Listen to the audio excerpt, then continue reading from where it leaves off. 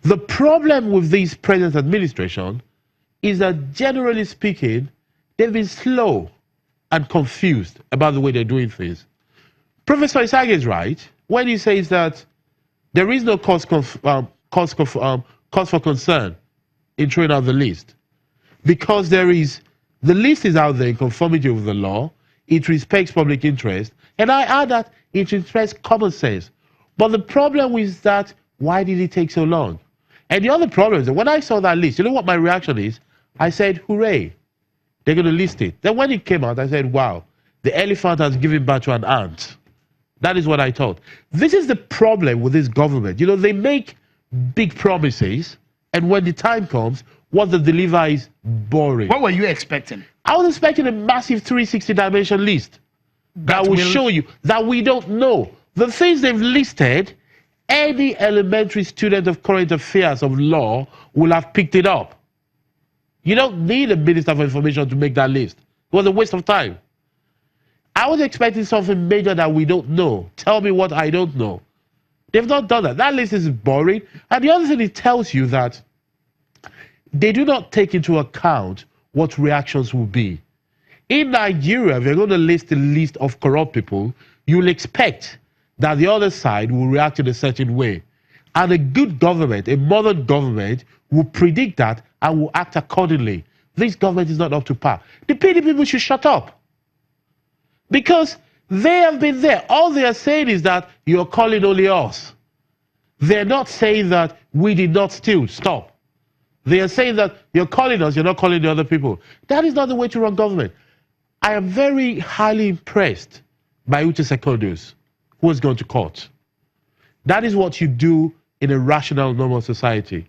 I am surprised because from the way the man dresses, he seems more of an entertainer than a serious political person.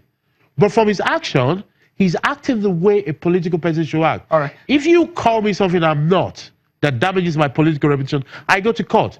While I wish him well, while I admire him for that, I hope he has not looted money. Because if he goes to court and he's not proving it, and he can't prove it, he's going to go to jail for it. Because, you know, perhaps the present government will have facts and information about the happenings in the past government. Just the way I wish Secondus well, I wish the government well. Okay. Now, somebody's lying out of the two of them.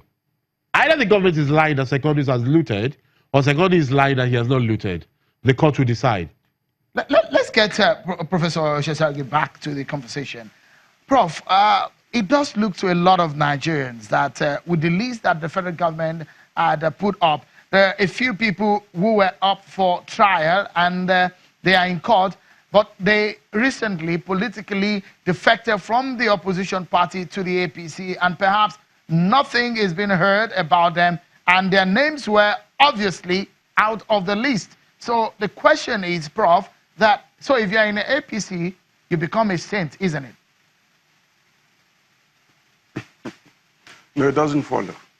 I definitely do not subscribe to the view that only PDP, members of PDP who have looted should be exposed. No, you don't, I don't believe in that.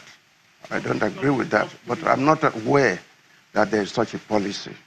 But as you rightly said, nobody should be surprised, because the PDP were in power for 17, 18 years.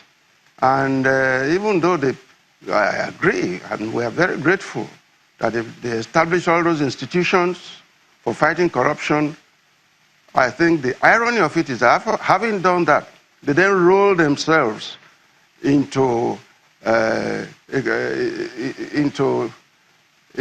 bed of corruption.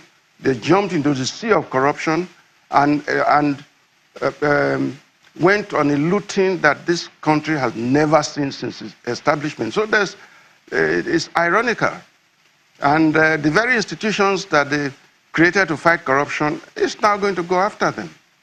So that's the issue. Professor Sage, there were obvious corruption cases that came up, especially in this government, that, in fact, members of the APC did say at the time that corruption, when it comes to fighting corruption in this government, they use insecticide in-house, but when it comes to fighting corruption, inside they use deodorant, but when it comes to fighting corruption outside, they use insecticide. So there are a lot of cases inside that it looks like to some critics that the government has simply just taken his eyes off it.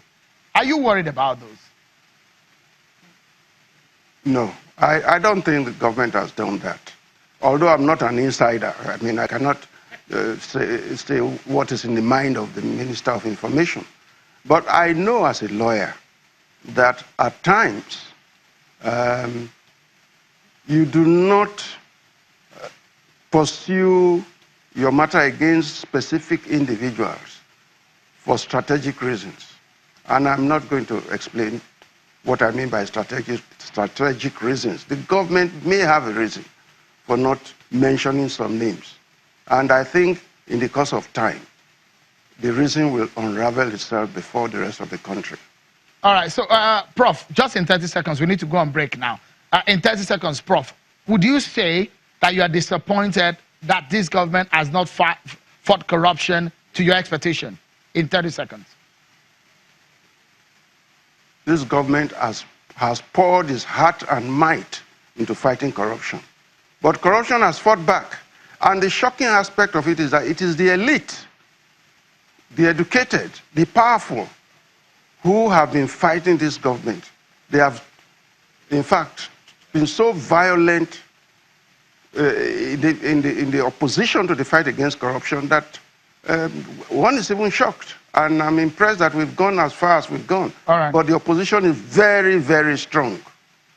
Stay with us, Professor. We need to take another break. Up next on the program, the federal government has explained why it needs $1 billion for arms, but the explanation does not seem to be enough, and more questions are being raised. We go there when we return. Stay with us, everyone.